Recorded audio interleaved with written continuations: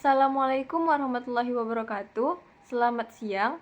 Perkenalkan, nama saya Jessica Haifa dengan NIM 2407111023 dari program studi S1 Teknik Elektro kelas B. Baiklah, pada kesempatan kali ini saya akan menjelaskan mengenai bagaimana cara merakit personal komputer dan instalasi OS.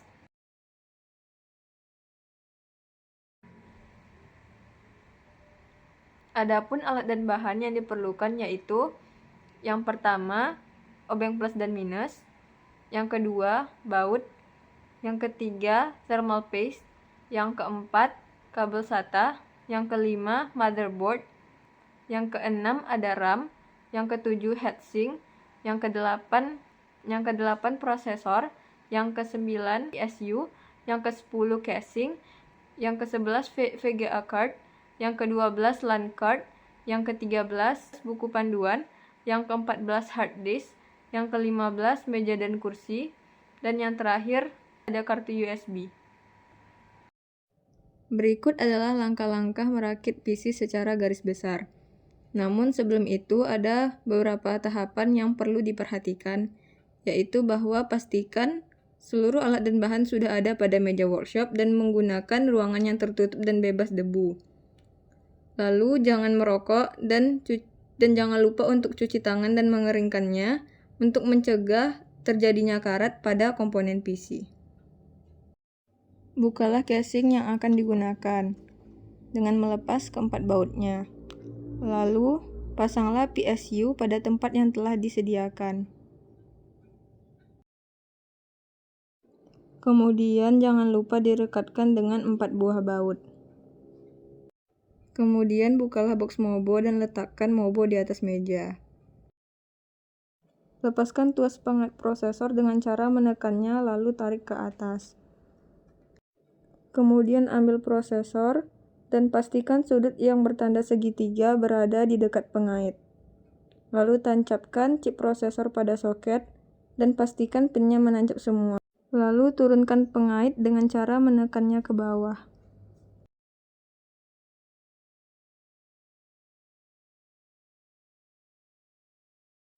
Oleskan sedikit thermal paste.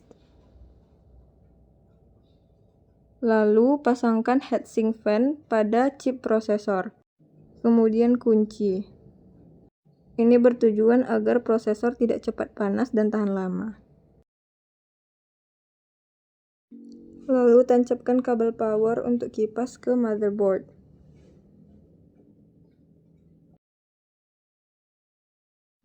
Berikutnya, pasang kartu RAM.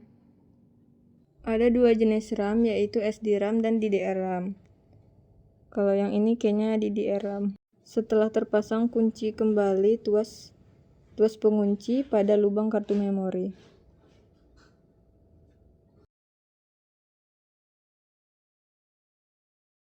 Kemudian beralih ke casing, angkat Mobo dan masukkan motherboard pada casing.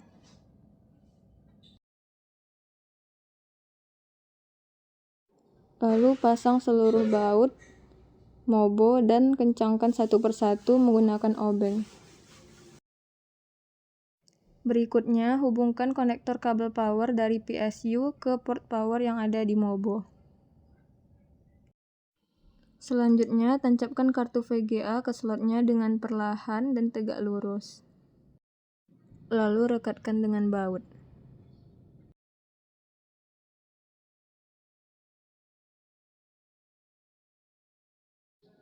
Kipas tambahan dapat dipasang pada casing untuk menjaga sirkulasi udara dalam PC tetap normal.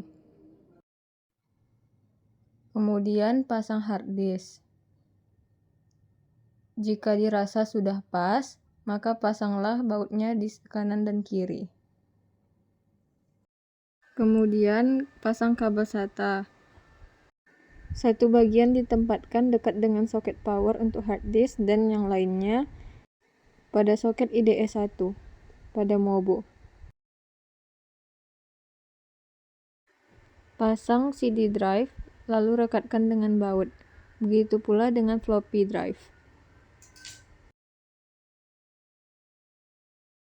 Kemudian pasanglah kabel data jenis Ultra ATA33 untuk menghubungkan drive dengan Mobo. Kemudian pasang kabel floppy.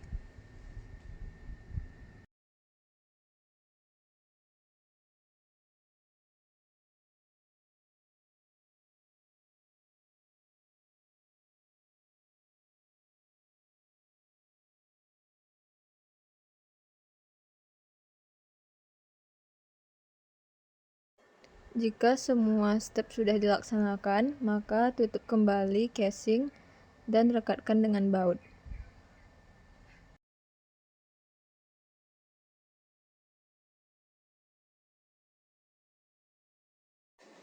Selanjutnya ada mengenal port. 1. Colokan mouse. 2. Colokan keyboard. 3. Colokan USB. 4. Port COM. 5. Port paralel. Bisa digunakan untuk printer, scanner, dan lainnya. 6. Colokan VGA. 7. Port MIDI. Bisa dipakai untuk joystick. 8. Audio out warna hijau dan hitam untuk speaker. 9. Audio in warna merah untuk mikrofon. 10. Line in. 11. Audio in warna biru.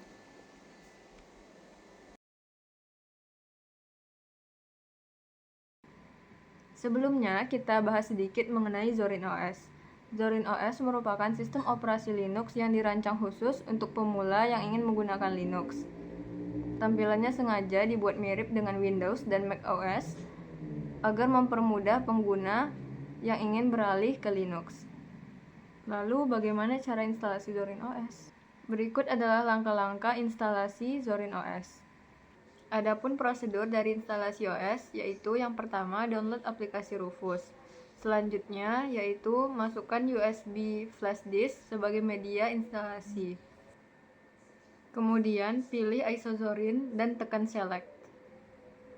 Lalu start untuk memulai proses bootable flash disk. Pada pilihan ISO Hybrid Image, pilih yang ada tulisan recommended. Selanjutnya muncul peringatan bahwa seluruh file yang ada di flash disk akan dihapus atau diformat. Maka dari itu, pastikan kalian sudah backup seluruh file. Jika dirasa sudah backup file-file penting, maka klik OK. Kemudian tunggu sampai proses selesai. Setelah proses bootable selesai, cabut flash disk, kemudian colokkan pada PC yang ingin diinstal. Kemudian masuk BIOS dengan cara restart PC, lalu tekan tombol Del pada keyboard untuk masuk ke menu. Umumnya tombol yang digunakan untuk masuk BIOS adalah Del, F1, F2, atau Fn plus F2, tergantung pada PC yang Anda gunakan. Kemudian ubah boot priority agar PC yang diboot itu melalui media USB flash disk. Untuk menyimpan dan keluar dari BIOS, pilih Save and Exit. Kemudian pilih Try or Install Zorin OS pada menu instalasi. Tunggu beberapa saat, setelah itu pilih Install Zorin OS. Kemudian akan muncul Welcome dan kita akan memilih bahasa yang akan digunakan. Di sini kita bisa memilih English, lalu klik Continue. Selanjutnya, pada pemilihan keyboard, pilih English US. Pada bagian Update and Other Software, pilih Install Third-Party Software for Graphics and Wi-Fi Hardware and Additional Media Format. Pilih Erase Disk and Install Zorin OS untuk memulai instalasi.